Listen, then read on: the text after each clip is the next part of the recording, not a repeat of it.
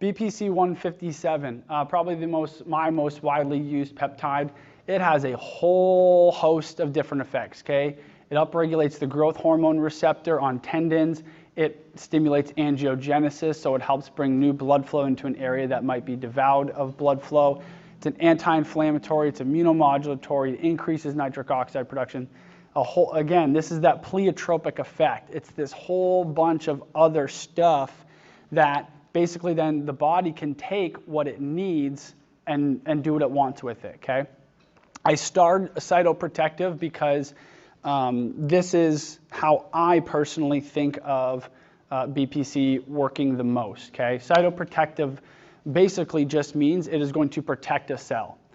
And all the research, and we'll go through a few of those studies, but all the research that has been done, the one common thing about BPC is that it protects a cell when an injury happens, okay? And so, for example, if we have a transected nerve, right, in a rat model, where they will actually cut the sciatic nerve, we see astronomically greater healing when BPC is administered directly after that injury. In clinical practice, I see that BPC works a lot better when we have some form of a stimulus, okay? Whether that's gua sha, whether that is cupping, whether that's Prolo, PRP, or stem cell therapy. It's something that is stressing and damaging a cell further than what it is right now. So that way, the BPC can help this cytoprotection side of the equation. The one really interesting thing about BPC is there are currently no published human trials on BPC. And most of the research that started coming out in the early 90s was from a group of Croatian researchers. Now, the story that I've been told that I've never been able to corroborate, because I don't even know how I'd corroborate it unless I talk to the authors, is that this group of researchers discovered BPC many years before their first animal trial. They started using it in ulcerative colitis, so an IBD. Started using ulcerative colitis, had phenomenal results, went to publish it, was told, you can't publish this because you have no animal data showing that this is safe. They needed that first step of entrance into doing human research. So then they said, okay, we'll go back and we'll do a whole bunch of animal research. So they went on and did probably about 5 years of animal research in tendons, ligaments, nerves, cartilage, GI tract, whole bunch of stuff. And then they went and started a clinical trial on ulcerative colitis, which is still ongoing over in Croatia. So, so we currently don't have any actual human completed trials to show what we believe is happening with BPC. However, we do have, BPC is probably one of the most widely used in the ortho regen space for peptides, and so it has a lot of at least anecdotal reports and data behind it. But when I'm talking with patients about this, I'm always upfront about that because I think it's important for them to have that consent before they make that decision. And obviously the question of, well, is this even safe, comes up quite a bit.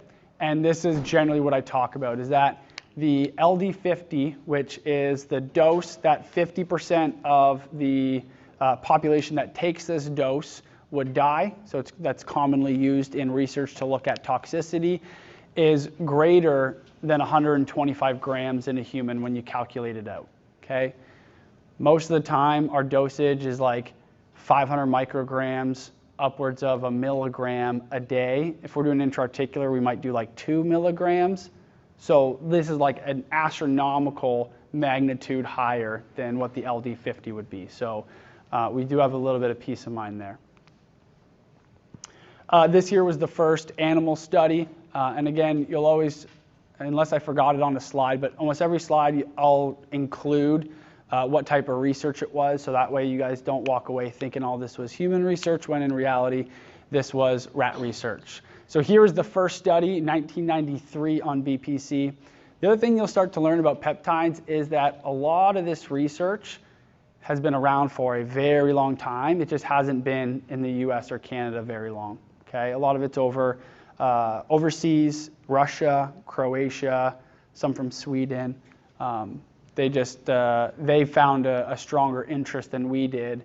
And my guess is because we were still kind of going through this really strong pharmaceutical boom at this time, and so peptides kind of fell off. One of the questions that I get a lot is there a difference between taking oral BPC, injectable BPC, or topical BPC, or even intranasal? Every single research study I've ever looked at, and again, these are all in rats, and so we could do a human trial and things could be completely different, but every single one shows that there is no difference between all routes of administration, okay? Clinically, there's one caveat to that, and that is when we actually do a guided injection under fluoroscopy or ultrasound, we do see better results when we actually deposit BPC and some of the other peptides directly into a tear or directly into the knee joint to bathe the cartilage, okay? Outside that, doing it, so some people will think, oh, if I have lateral epicondylitis or epicondylosis, if I do sub-Q injections over top of it, that BPC is going to get down into the tendon and it's going to help heal the tendon. If that were true, we could all start doing prolotherapy that way and we'd all have the same results, right? And we don't see that. What happens is you do it subcutaneously here and the bloodstream will pick it up within a few seconds of that being sub-Q, and it won't dive down deep into the tendon. And so doing it sub-Q here, no difference than sub-Q in the belly or the glute, and then all the research studies show no difference between the different routes. However, clinically I'll tell you this, everybody has something that they respond to better. Okay? Some people do respond better to oral. Some people do respond better to injectable. The only way I have been able to kind of figure out how to guess which one might be right is what the patient's gut says. So I trust the patient's intuition. If a patient comes and says, you know what, I think I'm going to have a better response with oral versus injectable, then I say, all right, we're doing oral, or vice versa. If they don't have a preference, I generally just tell them to do oral because you don't have to worry about syringes and needles, and it's just a nice, easy oral capsule. BPC is one of very, very few peptides that are orally available, okay? You guys might see, once you go home and you're all excited about peptides and you go online and Google, you might see some different peptides that different companies have made that are in oral capsule form. The one that comes to mind that is a new recent one is a thymosin beta-4 frag, or a fragment of TB4 that's in an oral capsule. Those peptides are generally not stable in gastric juice, okay?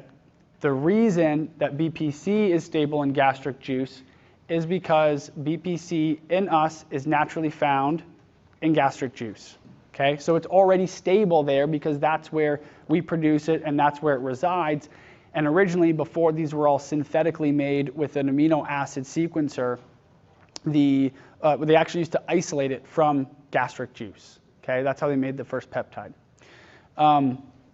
So in terms of this study here, again, this was a traumatic nerve injury, so they transected the sciatic nerve, and they saw an improvement in axonal regeneration. This here was our control with saline, and then we can see, obviously, increased neurofascicles here. Another study showing that the BPC promotes migration of the actual tendon. So when you sever a tendon, you're obviously going to have some outgrowth to help reattach it. And treating in a petri dish with fibroblasts from a rat, you could see increased migration of those tendon fibroblasts. Here's another one that I actually find really interesting, which is the BPC seems to increase the expression of the growth hormone receptor on tendons, okay? We know that growth hormone and by consequence IGF-1 are important for healing.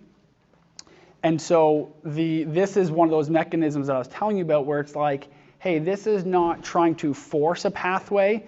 This is more so like trying to help augment what the body is already trying to do, because we know that injured tissues already upregulate their growth hormone receptor, and BPC just helps augment that, does it a bit quicker and a little bit stronger. So now the growth hormone that you have floating through you can help to increase the healing. And then because of this, when we start stacking peptides, right, BPC and our growth hormone secretagogues, which we'll talk about in a bit, can be beneficial. So here's the good stuff and the reason y'all came. Here's how I dose it, okay? So we have our non-procedure dosing, and then we have our post-procedure dosing. Generally, for non-procedure dosing, I'm doing 500 micrograms oral or 300 micrograms sub-Q. Those are the equivalent doses, okay? Obviously, we get better absorption with sub-Q, so the dose needs to be less. So those are where we have the equivalent. We're going to continue that. We're going to do it minimum 4 weeks, and then we continue if we have improvement. If I start a patient on BPC and we're 4 weeks in and they have no improvement, it means they're not going to respond to it for whatever reason. My current suspicion is that it basically just means they already have enough BPC in their gastric juice that they actually don't need to have some form of supplementation of it. But if they are seeing improvements, we continue until they plateau. Post-procedure dosing, I'm going to do 500 micrograms oral for 4 weeks, and then 500 micrograms every other day for 4 weeks. We're basically doing 8 weeks post-procedure. And then we have the equivalent dosages there for sub-Q.